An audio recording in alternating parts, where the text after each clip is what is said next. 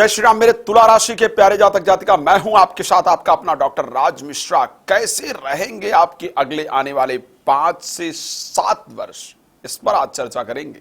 आपको बहुत सारी इंपॉर्टेंट जानकारी देंगे। आपके फ्यूचर प्लानिंग में आज मैं आपका सपोर्ट करूंगा कि आगे क्या क्या होने वाला है, कैसे उसको प्लान करेंगे, किस किस समय पर किस किस चीज पर आपको बेहद ध्यान देना है। दूसरा, क्या खासियत है आपकी राशि की। मैं जानता हूं तुला राशि के बारे में जब भी बात की जाती है, एक बहुत सॉफ्ट राशि है।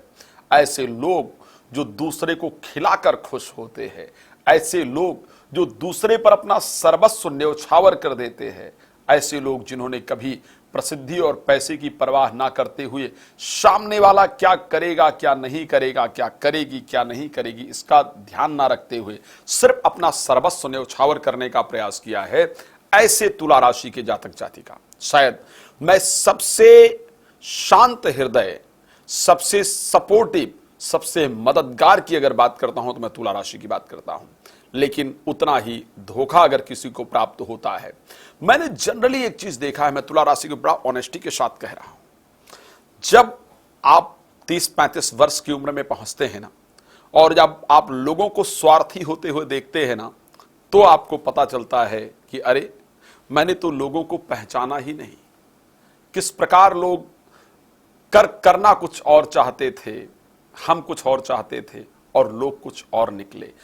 लेकिन वो एक शब्द मैंने बड़ा सुंदर मुझे याद आता है, कैसे कह दूं कि बदले में कुछ नहीं मिला, सबक कोई छोटी चीज तो नहीं। लेकिन जब तक शायद आपको आभास होता है तब तक समय बहुत लंबा निकल जाता है। खैर, बहुत सारी चर्चाएं करूंगा। एक बात और आपको बताना चाहूंगा कि यदि राम कथा, भागवत कथा या शिवपुराण की कथा इत्यादि आप कराना चाहते हैं और चाहते हैं उस कथा के माध्यम से आपके ग्रहों की परिस्थितियां तो ठीक हो ही, दोष इत्यादि, पितृदोष इत्यादि तो दूर हो ही, लेकिन साथ में उससे बाकी लोगों को बड़ा सुंदर लाभ हो, धर्म का प्रचार हो, तो आप मेरे साथ संपर्क कर सकते हैं। और चाहते हैं कि मैं आकर करूं तो मेरे साथ जरूर संपर्क कर सकते हैं इस बात के लिए। जब मैं तुला राशि की बात करता हूं, तुला राशि के स्वामी शुक्र हैं। ये राशि पश्चिम दिशा की स्वामी राशि मानी जाती है। पृथ्वी तत्व राशि, तुला राशि की बात करते हैं, वायु तत्व राशि अपने आप में मानी जाती है। तुला राशि के स्वामी हैं शुक्र। आप लोग जानते हैं 3 नक्षत्र मिलकर के तुला राशि का समावेश होता है। तुला राशि चित्रा नक्षत्र के 2 चरण जिसके स्वामी मंगल हैं, स्वाति नक्षत्र जिसके स्वामी राहु हैं, और विशाखा नक्षत्र के 3 चरण जिसके स्वामी बृहस्पति हैं। तो मंगल, राहु और बृहस्पति, साथ में शुक्र इस राशि के स्वामी हैं। इनका विशेष प्रभाव इस राशि पर रहता है। तुला राशि किन जातकों की होती है? तुला राशि के लिए रा अक्षर विशेष रूप से रा, री, रू, रे, रो, ता, ती, तू, ते, रा, री, रू, रे, रो, ता, ती, तू, ते, ये विशेष रूप से ये जो अक्षर हैं वो तुला राशि के अंतर्गत आते हैं। तुला राशि में जिनका जन्म होता है, तुला राशि के अंतर्गत जिन जातक जातिका का जन्म चित्रा नक्षत्र के अंतर्गत होता है, व्याघ्र योनि आपकी होती है। ध्यान रखिएगा, तुला राशि आपकी होती है, व्याघ्र योनि आपकी होती है। गौ योनि के लोगों के साथ कभी मैरिज इत्यादि नहीं करना चाहिए। किया जाए तो निभना बहुत मुश्किल होता है, राक्षसगण होता है। देवगण के साथ शादी होने पर निभना बहुत मुश्किल होता है। मध्य नाड़ी आपकी होती है और विश्वकर्मा देवता आपके होते हैं। तो हमेशा अगर विश्वकर्मा भगवान की पूजा की जाए और मैन्युफैक्चरिंग से रिलेटेड कार्य किया जाए तो ये कार्य बहुत फायदेमंद होता है। यानी कुछ बनाने का, सृजन का कार्य किया जाए, या अगर मैन्युफैक्चरिंग से रिलेटेड काम किया जाए या बिल्डिंग इत्यादि बनाने का काम किया जाए, कंस्ट्रक्शन से रिलेटेड कार्य किया जाए तो फायदेमंद होता है। खैर, उस पर बड़ा विस्तार है, चर्चा कभी करेंगे, बहुत लंबा वीडियो फिर आप लोग भी नहीं देख पाएंगे। इसी प्रकार अगर हम बात करते हैं तुला राशि के अंतर्गत ही स्वाति नक्षत्र जिसके स्वामी राहु हैं। अच्छा, तुला राशि के प्रथम चरण का नेचर बिल्कुल चेंज होता है। मंगल राशि स्वामी होने के कारण हमेशा उग्र नेचर होता है, मतलब काम भी ऐसे करना पसंद करते हैं, बड़े एनर्जी के साथ काम करना पसंद करते हैं। पुलिस प्रोटेक्शन इत्यादि, पुलिस के क्षेत्र में जाना, आर्मी के क्षेत्र में जाना, स्पोर्ट्स के क्षेत्र में जाना, पहलवानी इत्यादि करना, इन सब क्षेत्रों में या इनसे रिलेटेड क्षेत्रों के अंतर्गत फायदा होता है। जबकि तुला राशि की ही बात कर रहा हूं, स्वाति नक्षत्र जिसके स्वामी राहु हैं, और यहां पर महिष योनि होती है, अश्व, यानी कभी भी जिसकी अश्व योनि हो उसके साथ विवाह नहीं करना चाहिए। राशि स्वामी शुक्र होते हैं। देवगण होता है, राक्षसगण के साथ विवाह नहीं करना चाहिए, रिश्ता नहीं चल पाता है। कोई भी काम अगर महिष योनि किसी की अश्व योनि है या राक्षस गण है तो चाहे उसके साथ पार्टनरशिप की जाए, चाहे उसके साथ मैरिज की बात की जाए, दोनों चीजें ही आपके लिए फायदेमंद नहीं होती है। अंतनाड़ी आपकी होती है, वायु आपके देवता होते हैं, ठीक है। सो सुगंधित चीजों वाला कार्य आपके लिए बहुत फायदा करता है। लाइक अगर परफ्यूम की बात की जाए, अगरबत्ती की बात की जाए, धूप की बात की जाए, जो चीजें एयर फ्रेशनर, जो भी चीजें हैं, जो हवा से रिलेटेड चीजें हैं, उनका कार्य इत्यादि आपके लिए बहुत फायदा होता है।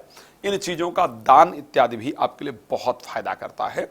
साथ में अगर हम बात करते हैं विशाखा नक्षत्र जिसके स्वामी हैं बृहस्पति, जहां पर गौ योनि और व्याघ्र योनि होती है, साथ में गौ योनि आपकी बैर योनि होती है, राक्षस गण आपका होता है, देवगण के साथ विवाह नहीं करना चाहिए, पार्टनरशिप में व्यवसाय इत्यादि नहीं करना चाहिए। इंद्र अग्नि आपके देवता होते हैं, यज्ञ इत्यादि बहुत करने से आपको जीवन में बहुत फायदा होता है। तो ये विशेष रूप से नक्षत्रों का क्या क्या समावेश होता है आपकी राशि में, इसकी मैंने जानकारी दी है। अब कई बार आपके मन में एक प्रश्न उठता है कि भाई मेरी तुला राशि है, चलो ठीक है मान लेते हैं, लेकिन तुला राशि दो लोगों की थी, राम की भी तुला राशि थी, रावण की भी तुला राशि थी।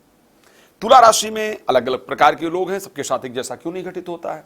तो मैंने आपको अलग अलग नक्षत्र के हिसाब से, क्योंकि आपका तुला राशि के अंतर्गत 9 चरण होते हैं, 3 नक्षत्र होते हैं, जिसमें मैंने आपको तीनों नक्षत्रों के बारे में आपको जानकारी दी है कि पहला नक्षत्र चित्रा तुला राशि के अंतर्गत आता है जिसके स्वामी मंगल हैं, दूसरा नक्षत्र स्वाति आता है उसके अंतर्गत राहु है, और विशाखा जिसके स्वामी बृहस्पति हैं।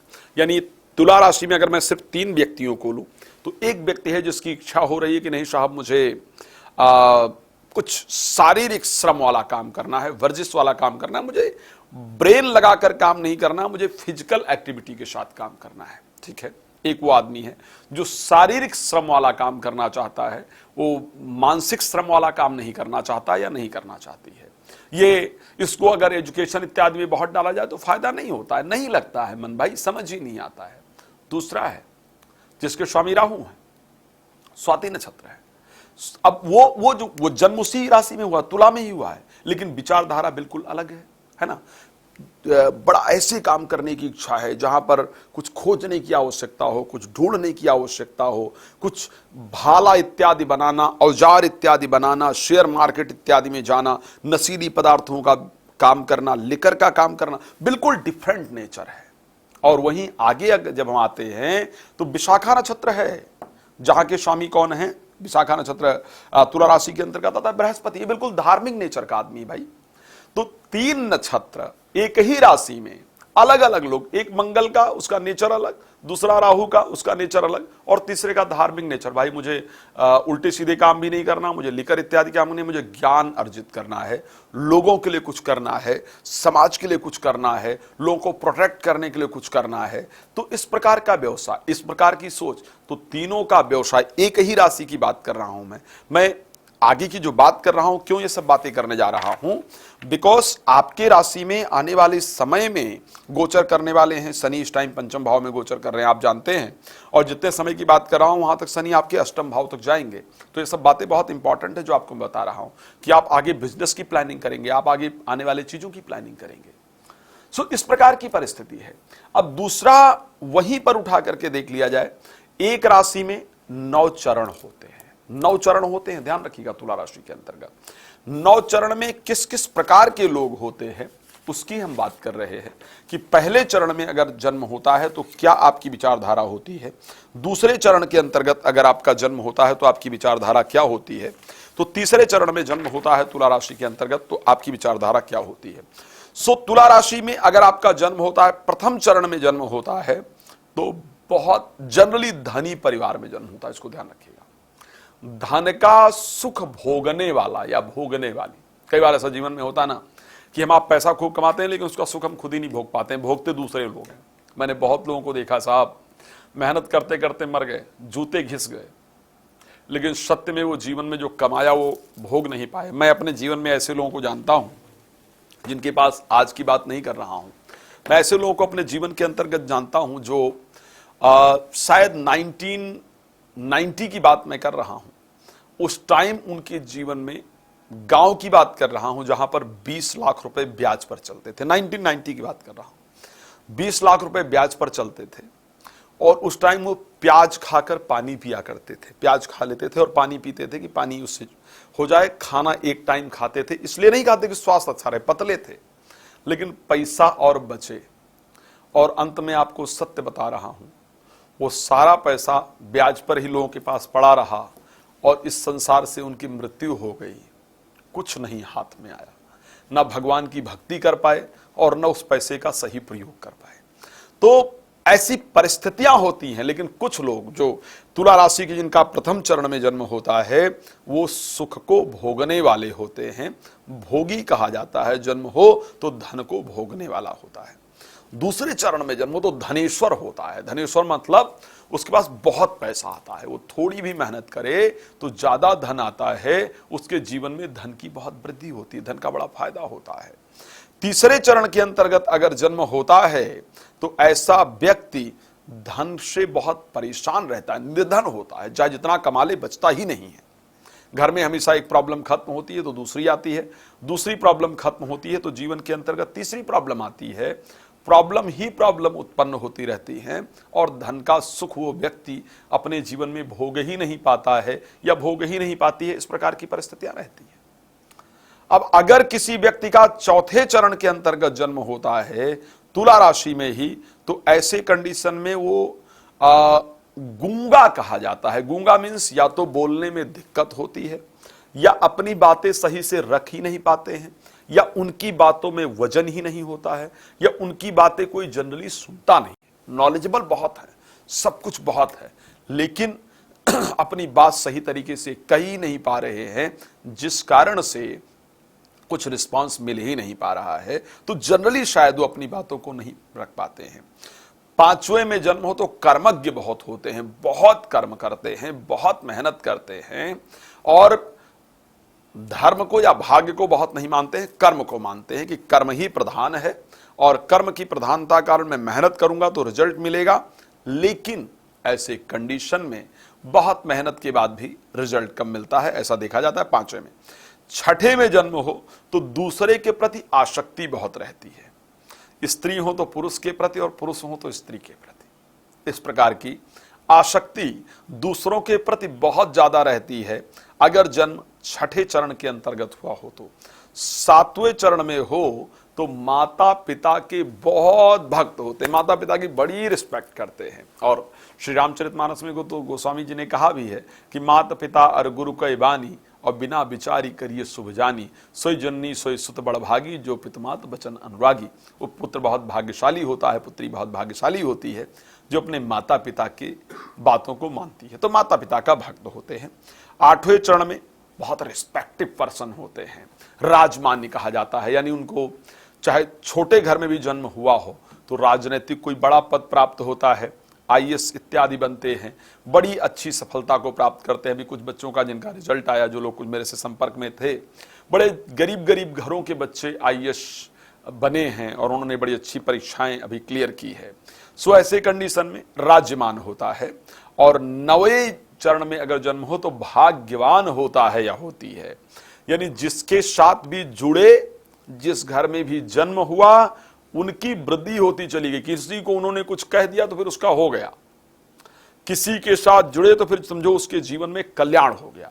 तो नवे चरण में जन्म हो तो यह परिस्थिति रहती है। लेकिन और क्या पहचान है भाई तुला राशि को लेकर के, तो और बात कर लेते हैं, इससे आप जान पाएंगे कि आपकी तुला राशि है या नहीं है।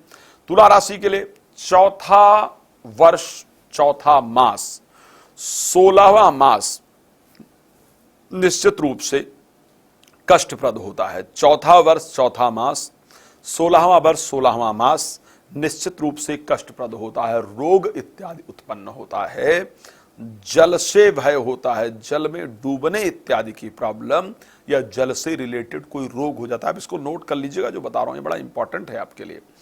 21वां और 33वें वर्ष में शरीर में रोग होता है, भय इत्यादि की समस्या होती है, डिप्रेशन इत्यादि की समस्या रहती है।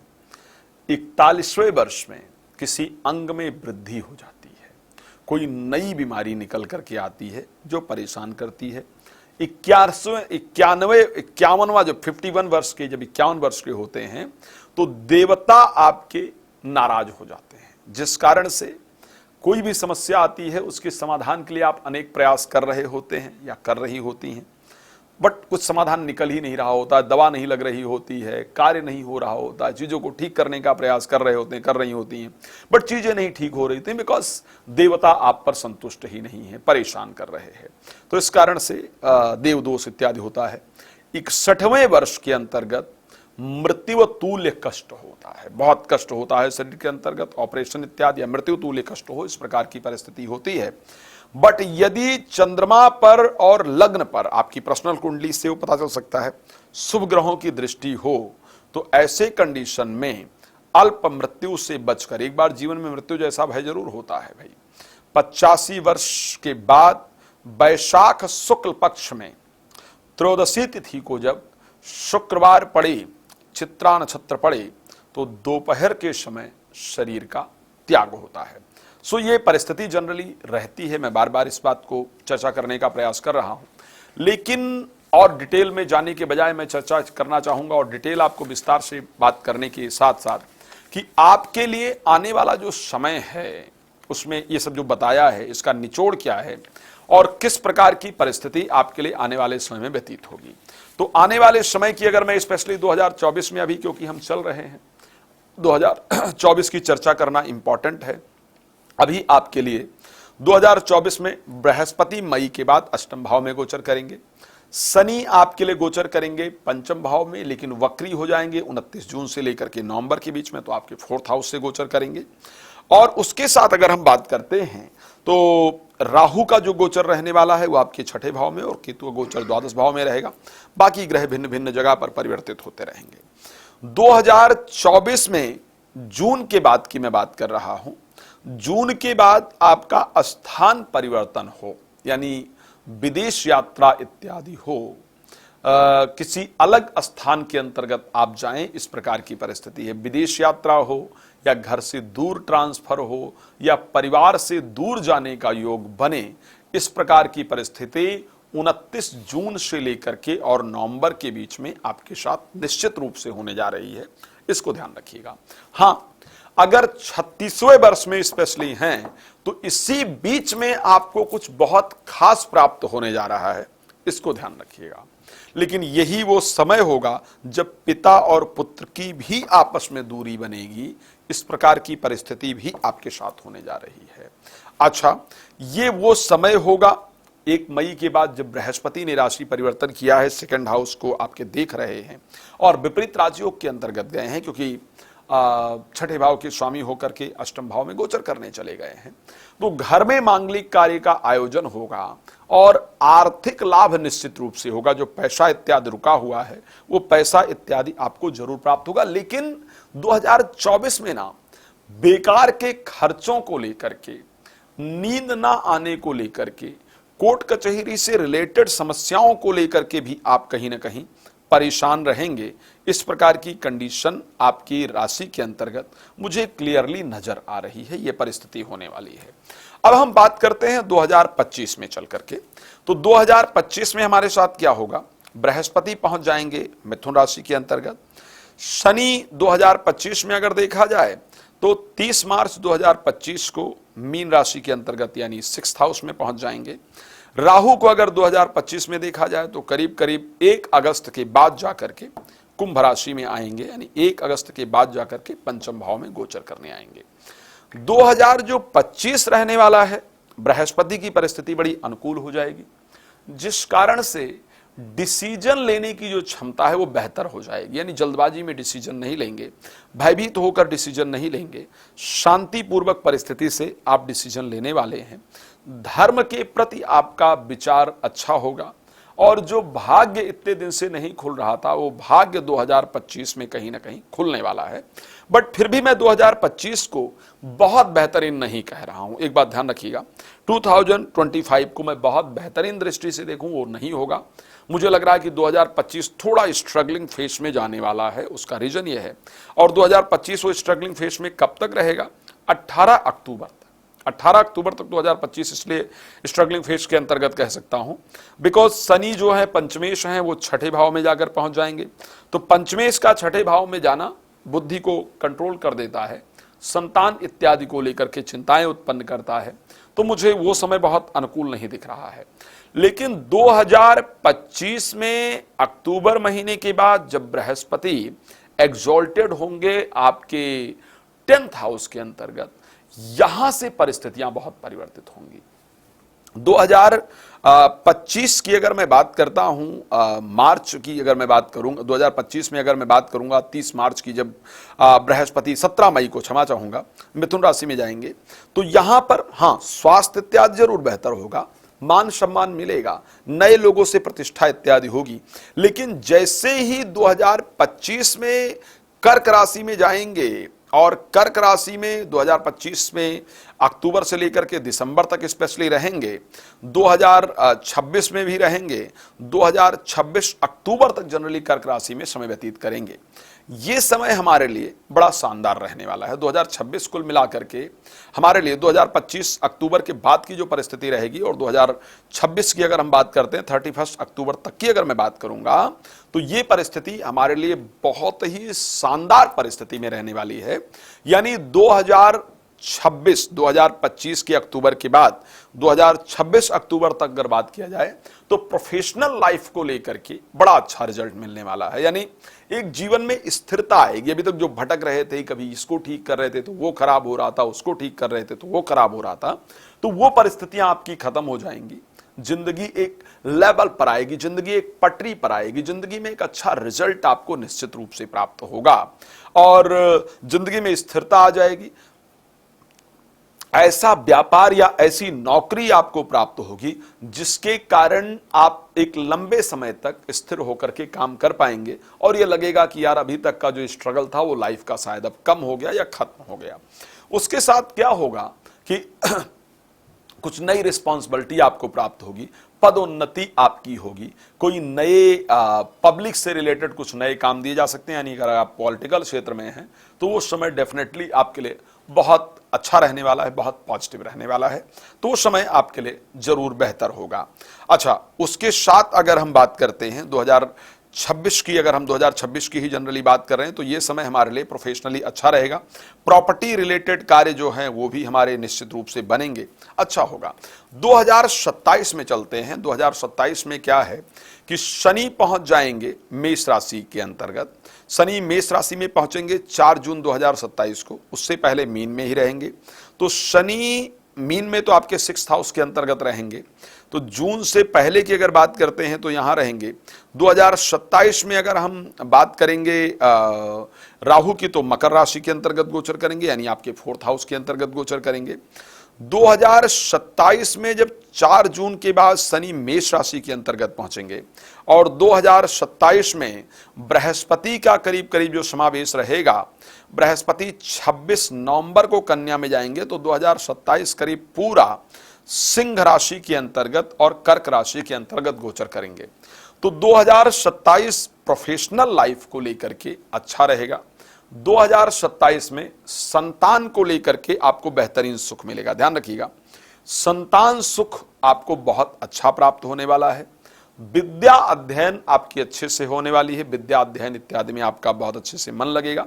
पढ़ाई से रिलेटेड विदेश यात्रा, सरकारी नौकरी वाला रिजल्ट अपने हाथ में, बच्चा नहीं हो रहा है घर में तो संतान की प्राप्ति या संतान की मैरिज इत्यादि। तो 2027 संतान से रिलेटेड जो प्रॉब्लम्स है उसको दूर करने वाली होंगी। विद्या इत्यादि के क्षेत्र में अच्छे रिजल्ट देने वाले होंगे। ब्रेन एक स्पीड से काम करेगा, इस प्रकार की परिस्थिति देने वाले होंगे। स्वास्थ्य में भी 2027 के अंतर्गत अच्छा लाभ दिख रहा है। लेकिन 2027 जो है ना, वो मुझे 2-3 चीजों की तरफ से बहुत बेहतरीन नहीं दिख रहा है, और वो करीब करीब रहेगा 2027 के अंतर्गत खुद के हेल्थ पर थोड़ा ध्यान देना होगा। स्पेशली कमर को लेकर के बात की जाए तो यहां पर ध्यान देना होगा, और एक शेयर मार्केट इत्यादि में 2027 में पैसा लगाने से आपको बचना होगा। हम बात करें अगर आगे चल करके और 2028 की तरफ जाने का प्रयास करें, 2028 में, क्योंकि शनि आपकी राशि के अंतर्गत चले जाएंगे। शनि को अगर बृहस्पति की बात की जाए 2028 में कन्या राशि के अंतर्गत प्रवेश कर जाएंगे, यानी आपके 12th हाउस के अंतर्गत पहुंच रहे हैं। और 2028 में अगर मैं बात करूंगा तो शनि 24 फरवरी 2028 को आपके 7th हाउस के अंतर्गत पहुंच जाएंगे। राहु 2028 में धनु राशि यानी आपके 3rd हाउस में पहुंच जाएंगे। अब यहां पर क्या हुआ कि बृहस्पति तो आपके सपोर्ट से बाहर निकल गए, वो आपको सपोर्ट देने को तैयार नहीं है Brihaspati. Shani already 7th house में आकर के आपको परेशान करने के लिए तैयार हैं। राहु प्रोटेक्ट करने के लिए तैयार है। बस ये एक बड़ा डिफरेंट हो रहा है 2028 में। जीवन संगनी के स्वास्थ्य इत्यादि में प्रॉब्लम हो, जीवन संगनी के साथ संबंध इत्यादि दिक्कत करें, परिवार का ब्लेम हो कि आप बाहर ज्यादा ध्यान देते हैं, घर पर ध्यान नहीं देते हैं, और खुद का स्वास्थ्य भी ढीला रहे, इस प्रकार की परिस्थिति रहेगी। बृहस्पति के भी सपोर्टिव मोड में ना होने कारण, 12th हाउस में होने कारण विदेश यात्रा तो होगी, कोर्ट कचहरी से रिलेटेड मामले आपके पक्ष में आएंगे। जो बहुत नुकसान हो रहा है वो नुकसान आपका बचेगा, बट बहुत सारे मामलों में आप फंसेंगे भी। तो वहां पर जो राहु 3rd हाउस में आएंगे, वो त्रिखट एकादशे राहु, त्रिखट एकादशे भौमा, त्रिखट एकादशे शनि, सर्वारिष्ट विचिंतय, वो आपको प्रोटेक्ट करने का प्रयास करेंगे, लेकिन जल्दबाजी में काम करने से बचना होगा। मेरे दृष्टि में उस टाइम एक अच्छे मार्गदर्शक की जरूरत आपको होगी, जो आपको सोच समझ करके एस्ट्रोलॉजिकल भी अच्छा मार्गदर्शन दे। पहले से उसके प्रोटेक्शन के लिए बात काम करके चलेंगे तो आपके लिए अच्छा होगा। 2029 की अगर हम बात करते हैं, 2028 करीब करीब मुझे थोड़ा सा उलझन देने वाला दिख रहा है, तो सोच समझ करके काम करने की आवश्यकता होगी, वो बेहतर होगा। 2029 की अगर हम बात करते हैं तो 2029 में शनि एक्चुअल में मेष राशि के अंतर्गत ही गोचर करेंगे। 9 अगस्त को वृष राशि के अंतर्गत शनि जाएंगे। ओके, शनि 9 अगस्त को वृष राशि के अंतर्गत जाएंगे। 2029 में अगर बात किया जाए, राहु धनु राशि के अंतर्गत ही रहेंगे, 2030 में वृश्चिक में जा रहे हैं। बृहस्पति 2029 में आपके लिए किस पोजीशन के अंतर्गत रहेंगे? तुला राशि के अंतर्गत, यानी बृहस्पति आपकी राशि में आ जाएंगे। तो 2029 में बृहस्पति आपको प्रोटेक्ट करने के लिए तैयार होंगे। तो जो 2028 में प्रॉब्लम हुई है, 2029 में उसको आप कवर अप कर लेंगे। आपका स्वास्थ्य अच्छा हो जाएगा, कॉन्फिडेंस लेवल आपका बेहतर हो जाएगा, और उसके साथ मान सम्मान प्राप्त होगा, कार्य इत्यादि में वृद्धि होगी, संतान और वैवाहिक जीवन, फैमिली लाइफ भी आपकी बैलेंस हो जाएगी, और कुछ नई अपॉर्चुनिटी आप प्राप्त करके जीवन में आगे बढ़ पाएंगे। तो 2028 में देव आराधना इत्यादि के साथ आगे बढ़ना होगा, जबकि 2019 निश्चित रूप से आपके लिए फायदेमंद होगा। 2030 की अगर हम बात करते हैं तो 2030 में 20 जनवरी को 2nd हाउस में पहुंच जाएंगे बृहस्पति, यानी आर्थिक दृष्टि से देखा जाए तो 2030 आपके लिए बहुत फायदेमंद रहने वाला है। और उसके साथ अगर हम 2030 को लेकर के बात करते हैं कि शनि ऑलरेडी वृष राशि के अंतर्गत गोचर कर रहे होंगे, 19 जनवरी 2030 को वृष राशि में चले जाएंगे। शनि आपके अष्टम भाव के अंतर्गत गोचर कर रहे होंगे, और राहु की अगर हम बात करते हैं तो राहु भी वृश्चिक राशि के अंतर्गत यानी आपके 2nd हाउस में चले जाएंगे। मैं अगर देख पा रहा हूं तो मेरे दृष्टि से जो आने वाले 5 से 7 वर्ष हैं, संतान को लेकर के अप एंड डाउन्स वाली परिस्थिति रहने वाली है। अधिकतम समय व्यापार को लेकर के आपकी परिस्थिति अच्छी रहने वाली है। स्वास्थ्य को लेकर के इस बीच में अगर कुछ 5-7 महीने निकाल दिए जाए तो बाकी परिस्थितियां आपके लिए अच्छी रहने वाली है। खैर, मैं जानता हूं कि इतने समय में आपको बहुत कुछ नहीं दे सकता, बहुत लंबी वीडियो बनाने के बाद भी शायद बहुत कुछ कमी रह जाती है। उसके लिए मैं रात को 9 बजे, दोपहर को 12 बजे लाइव आता हूं, मेरे साथ लाइव जुड़ सकते हैं। बाकी समय नंबर है, बड़े डिटेल में आप कॉल करके मेरे साथ बात कर सकते हैं, कॉल अपॉइंटमेंट लेकर के। कोई भी कार्यक्रम, राम कथा, भागवत कथा, श्री रामचरितमानस की कथा आप अपने क्षेत्र में आयोजन कराना चाहते हैं और चाहते हैं कि उससे आपको एस्ट्रोलॉजिकल लाभ भी हो, आपके पितरों की शांति हो, आप घर के परिस्थितियां आपकी बेहतर हो, लोग आपके साथ कनेक्ट कर पाए, सनातन धर्म का प्रचार हो पाए, तो और मैं वो आकर करूं, तो आप मेरे साथ संपर्क कर सकते हैं। नंबर आपके सामने है। भगवान आपको बहुत प्रसन्न रखें, ये शुभकामना है। जय श्री राम। बहुत धन्यवाद।